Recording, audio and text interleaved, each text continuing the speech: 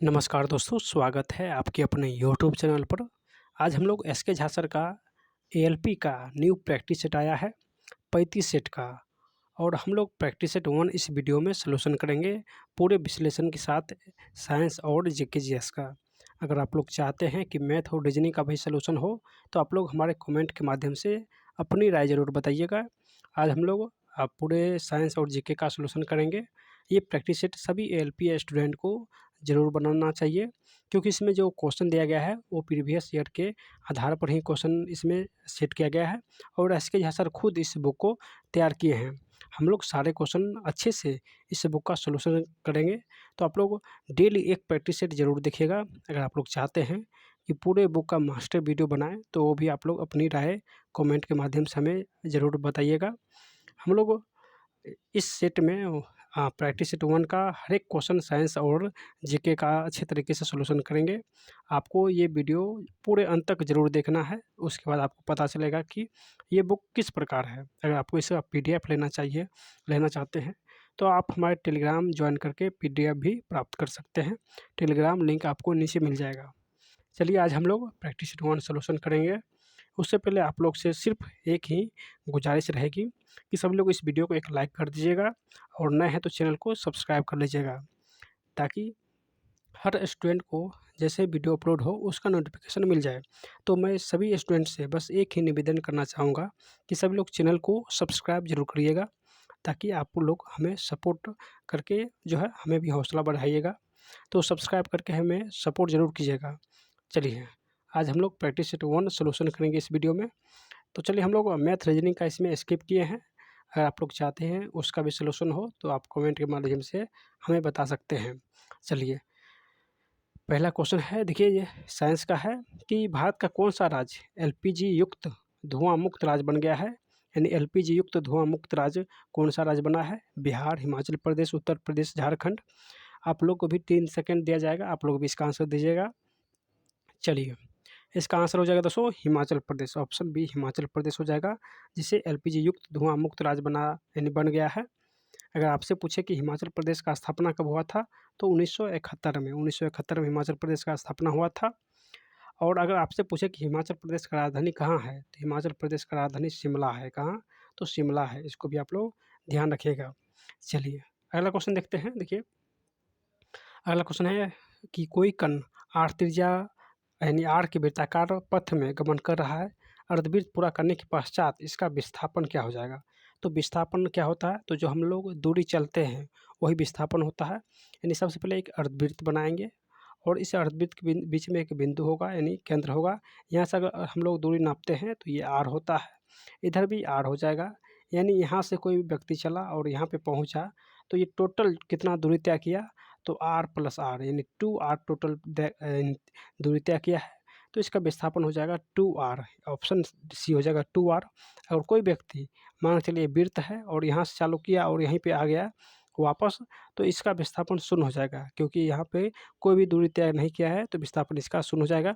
लेकिन ये अर्धवृत्त था, तो यहाँ चला और यहाँ रुका, तो यहाँ से यहाँ तक अगर देखेंगे विस्थापन न्यूनतम दूरी होता है, तो विस्थापन आर और आर 2r हो जाएगा। ऑप्शन नंबर सी, यानी विस्थापन जो होता है न्यूनतम दूरी होता है। चलिए, अगला क्वेश्चन है कि भारत पहली बार किस देश को हराकर थॉमस कप जीता है? भारत किस देश को हराकर पहली बार थॉमस कप जीता है? चलिए दोस्तों, ये क्वेश्चन बहुत ही बेहतरीन है। तो इसका आंसर हो जाएगा इंडोनेशिया। भारत पहली बार इंडोनेशिया को हराकर थॉमस कप जीता है। और थॉमस कप पूछे कि किस खेल से संबंधित है, तो इसका आंसर हो जाएगा दोस्तों ये बैडमिंटन हो जाएगा। थॉमस कप बैडमिंटन से संबंधित है। और इसका स्थापना कब हुआ था? तो ये 1949 में। थॉमस कप का स्थापना 1949 में हुआ था। इसको भी आप लोग ध्यान रखिएगा, यानी 1949 में हुआ था। और इसका संस्थापक कौन था? तो जॉर्ज थॉमस के नाम पर ही इस खेल को थॉमस कप रखा गया है। तो जॉर्ज थॉमस हो जाएगा, इसी के नाम पर इस कप को रखा गया है। और इसका स्थापना 1949 में हुआ। चलिए, अगला क्वेश्चन कि किस परिघटनाओं में यानी कौन सा समुच्चय तापमान बढ़ाने पर बढ़ेगा? तापमान बढ़ाने पर कौन सा समुच्चय बढ़ेगा? तो यहाँ पे 4 ऑप्शन दिया गया है। चलिए देखते हैं। देखिए ऑप्शन इसका सी हो जाएगा, वाष्पन, यानी वाष्पन को गर्म करेंगे तो इसका यानी ताप बढ़ाएंगे तो ये वाष्पित बढ़ जाएगा। फिर विसरण भी ताप बढ़ाने से बढ़ेगा, और गैस का प्रसार भी ताप बढ़ाएंगे तो बढ़ जाएगा। तो इसका आंसर ऑप्शन नंबर सी हो जाएगा। चलिए अगला क्वेश्चन है कि हाल ही में चीफ ऑफ डिफेंस स्टाफ किसे बनाया गया है। दोस्तों ये भी क्वेश्चन महत्वपूर्ण है, चीफ ऑफ डिफेंस स्टाफ किसे बनाया गया है। तो आपको बता दें कि चीफ ऑफ डिफेंस स्टाफ का जो स्थापना हुआ था दोस्तों, ये 24 दिसंबर यानी 24 दिसंबर ये 2019 को हुआ था, और प्रथम चीफ ऑफ डिफेंस बने थे बिपिन रावत, जिनका मृत्यु हो गया था हवाई दुर्घटना में। उसके बाद दूसरे स्थान पर बने थे दोस्तों ये अनिल चौहान, यानी अभी जो बने हैं वो अनिल चौहान ये दूसरे स्थान पर थे, और पहले स्थान पर थे बिपिन रावत जी, जिनका मृत्यु हो गया है। तो इसका आंसर ऑप्शन डी हो जाएगा, और इसका स्थापना 2019 में हुआ था। चलिए अगला क्वेश्चन देखते हैं, किस क्रिस्टलीय यानी किसे क्रिस्टलीय रूप में बनाया जा सकता है। जीवाणु, अमीबा, विषाणु, शुक्राणु, यानी किसे क्रिस्टलीय रूप में बनाया जा सकता है। तो चलिए इसका आंसर देखते हैं। देखिए इसको यानी क्रिस्टलीय रूप में हम लोग विषाणु को बना सकते हैं दोस्तों, विषाणु को क्रिस्टलीय रूप से बना सकते हैं। और विषाणु का खोज किसने किया, तो 1892 में, विषाणु खोज 1892 में इवानो वस्की ने किया था, इवानो वस्की ने किया था। अगर आपसे पूछा कि जीवाणु की खोज किसने किया, तो जीवाणु की खोज लुएन हॉक ने किया था। उसके बाद दोस्तों अगर अमीबा पूछे तो अमीबा की खोज रोजेन हॉफ ने किया था, रोजन हॉफ ने। और शुक्राणु ये कहाँ पाया जाता है, तो ये मानव नर में पाया जाता है, मानव नर में शुक्राणु पाया जाता है। चलिए अगला क्वेश्चन देखते हैं, कारा की 2023 का सबसे यानी अंतर्राष्ट्रीय मैन बुकर पुरस्कार किसे दिया गया है। 2023 का अंतर्राष्ट्रीय मैन बुकर पुरस्कार किसे दिया गया है, जल्दी से आप लोग इसका आंसर दीजिए। चलिए इसका आंसर हो जाएगा जॉर्जी यानी जॉर्जी गोस्पिडिनोवा को जो 2023 का मैन बुकर अंतर्राष्ट्रीय पुरस्कार दिया गया था। ये किस बुक के लिए, तो टाइम शेल्टर के लिए जो है इस अंतर्राष्ट्रीय मैन बुकर पुरस्कार जॉर्जी गोस्पिडिनोवा को दिया गया था, टाइम शेल्टर के लिए। कब, तो 2023 में दिया गया था। तो इसका आंसर ऑप्शन नंबर ए हो जाएगा। चलिए अगला क्वेश्चन देखते हैं, कौन सा एक सही कथन नहीं है, कौन सही कथन नहीं है। चलिए देखते हैं। देखिए प्रथम कथन है कि मृगतृष्ण एक प्रकाशिक भ्रम है जो प्रकाश के पूर्ण आंतरिक परावर्तन से उत्पन्न होता है। तो रेगिस्तान में दोस्तों ये प्रकाश पूर्ण आंतरिक परावर्तन के कारण ही जल जैसे चमकता है, तो ये सही है। सर्च लाइट में अवतल दर्पण होता है, तो ये भी सही है। गर्मी में सामान्यतः सफ़ेद या हल्के रंग वाले कपड़े गाढ़े रंग के कपड़ों की तुलना में वरीय माने जाते हैं, तो ये भी बिल्कुल है, यानी सफ़ेद कपड़ा पहनना चाहिए। नेक्स्ट है कि एक छोटे छिद्र वाले उत्तल दर्पण डॉक्टर द्वारा रोगियों को कान नाक गले की जांच के लिए प्रयोग किया जाता है। तो यहाँ पे दोस्तों अवतल दर्पण होगा, यानी डॉक्टर के द्वारा कान नाक देखने के लिए अवतल दर्पण का प्रयोग करते हैं, ना कि उत्तल दर्पण। तो इसका आंसर ऑप्शन डी हो जाएगा गलत। चलिए अगला क्वेश्चन देखेंगे कि नदियों में night navigation mobile app launch करने वाला भारत का पहला राज्य कौन बना। यानी नदियों में night navigation mobile app launch करने वाला पहला राज्य कौन बना। चलिए इसका आंसर हो जाएगा दोस्तों ये असम में बाढ़ बहुत अधिक मात्रा में आता है, इसलिए वहाँ की सरकार जो है सभी मछुआरों को जो है एक ऐप लॉन्च किया नाइट नेविगेशन। तो इसका आंसर ऑप्शन सी हो जाएगा असम सरकार। और असम राज्य का स्थापना कब हुआ था, तो असम राज्य का स्थापना 26 जनवरी 1950 को, यानी असम राज्य का दर्जा जो है 26 जनवरी 1950 को मिला था। चलिए असम के जो अभी मुख्यमंत्री है कौन है, तो आप लोग कमेंट के माध्यम से हमें ज़रूर बताइएगा। और असम में जो है ब्रह्मपुत्र नदी के कारण जो है बाढ़ आती है। चलिए अगला क्वेश्चन देखते हैं। देखिए अगला क्वेश्चन है न्यूमेरिकल का, कह रहा है कि 4 किलोग्राम भार की एक वस्तु क्षैतिज दिशा में 5 मीटर प्रति सेकंड की गति से बढ़ रही है, यानी गति से बढ़ रही है। तो इसकी गति 10 मीटर प्रति सेकंड तक बढ़ाने के लिए किया गया कार्य क्या हो जाएगा। देखिए द्रव्यमान कितना दिया गया है, तो द्रव्यमान 4 दिया गया है।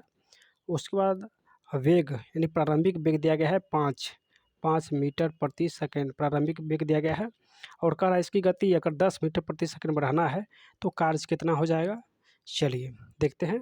तो कार्य बराबर होता है दोस्तों ये ओमेगा काइनेटिक एनर्जी होता है, तो ये हो जाएगा यानी 1/2 काइनेटिक एनर्जी का फॉर्मूला होता है 1/2 mv²।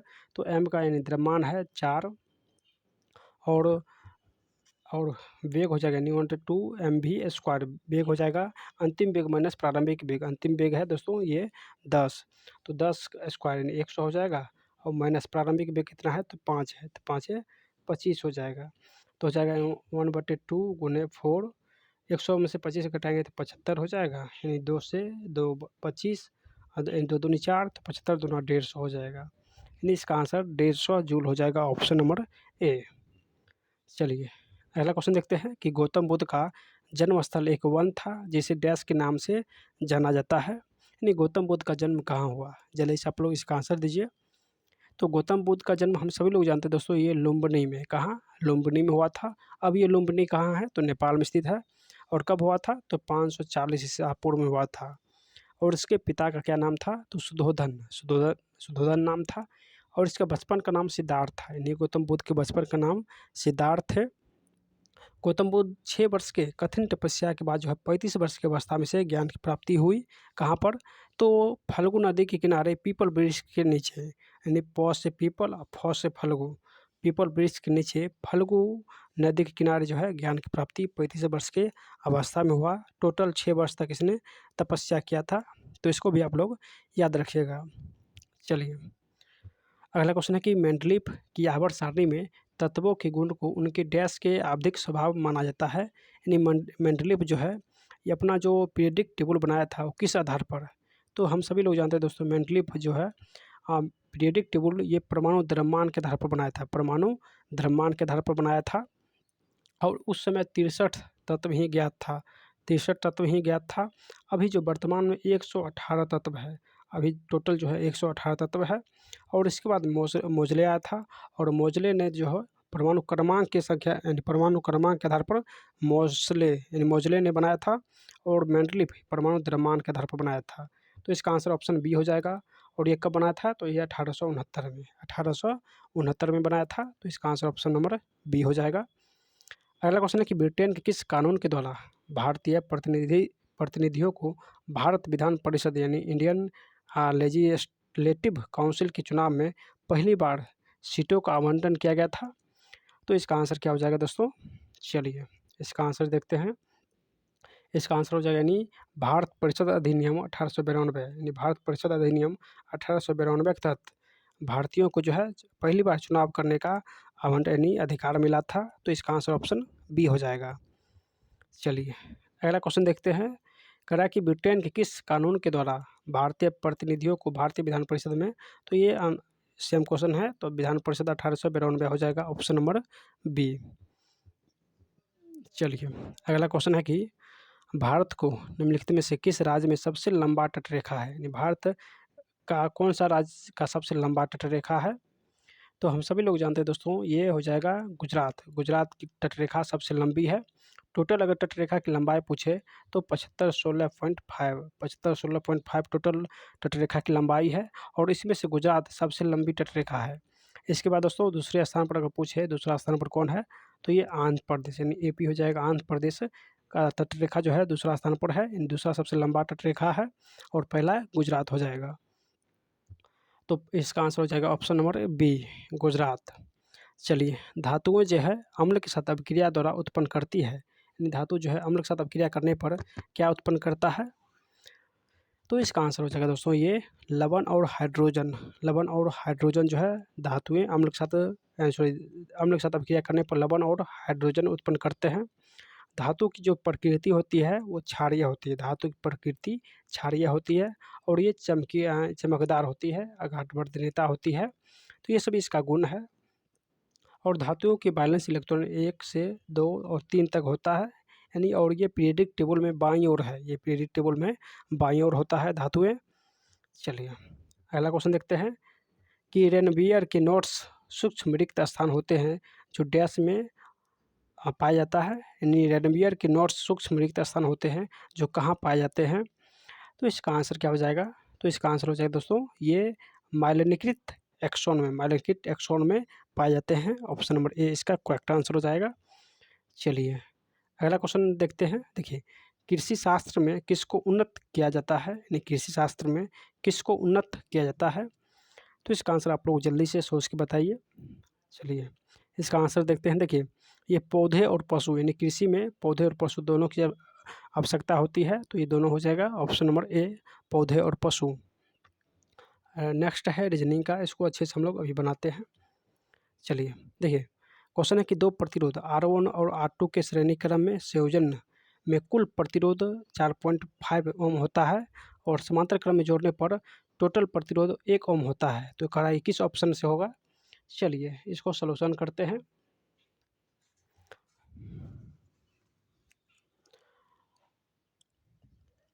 आइए इसको सॉल्यूशन करते हैं। तो हो जाएगा दोस्तों, यानी ऑप्शन सी यहाँ पे थोड़ा मिस्टेक हो गया है, नहीं कट गया है।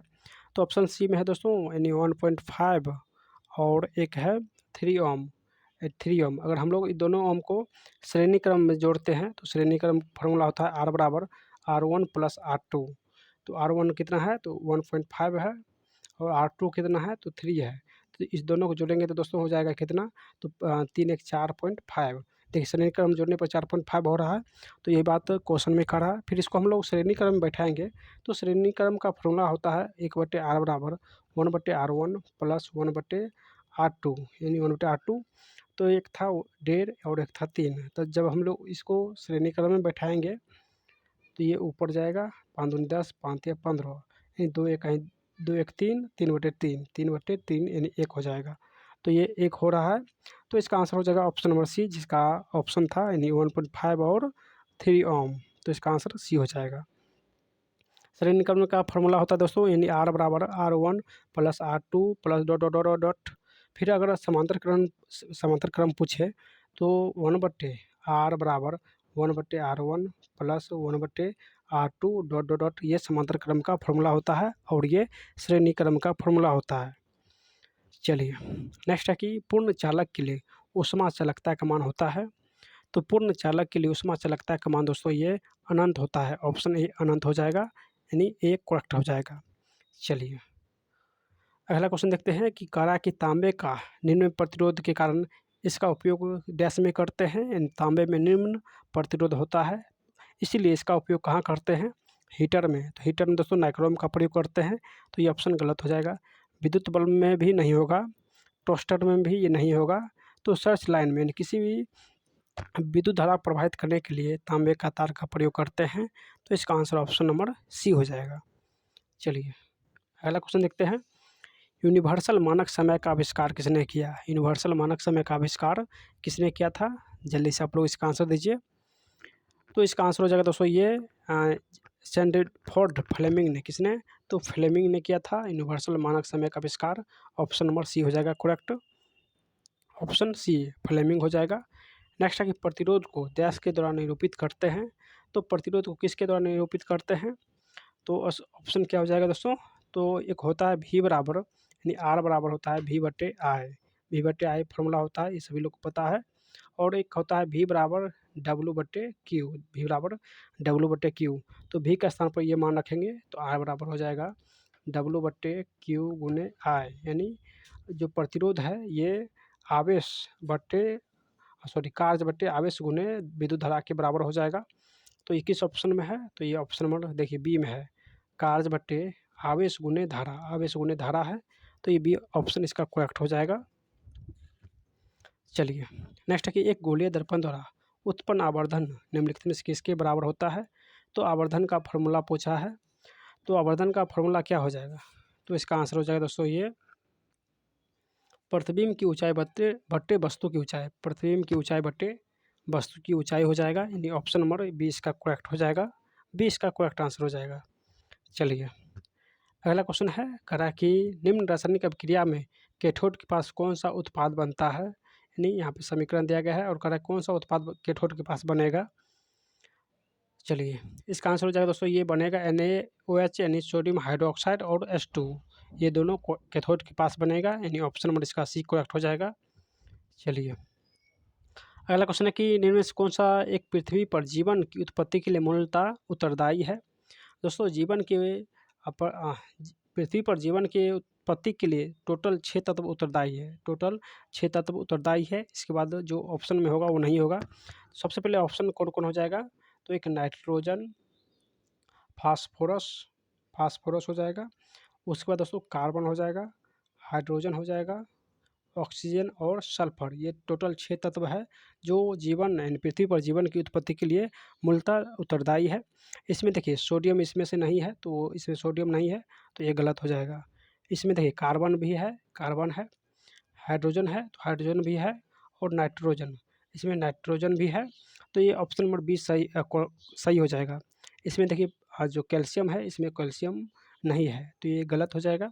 फिर इसमें देखिए पोटेशियम, ये इसमें पोटेशियम नहीं है, तो ये भी गलत हो जाएगा। यानी टोटल 6 तत्व जिम्मेदार होते हैं, nitrogen, phosphorus, carbon, hydrogen, oxygen और सल्फर। इसके सिवा पृथ्वी पर जीवन के लिए दूसरा तत्व कोई उत्तरदायी नहीं होता है।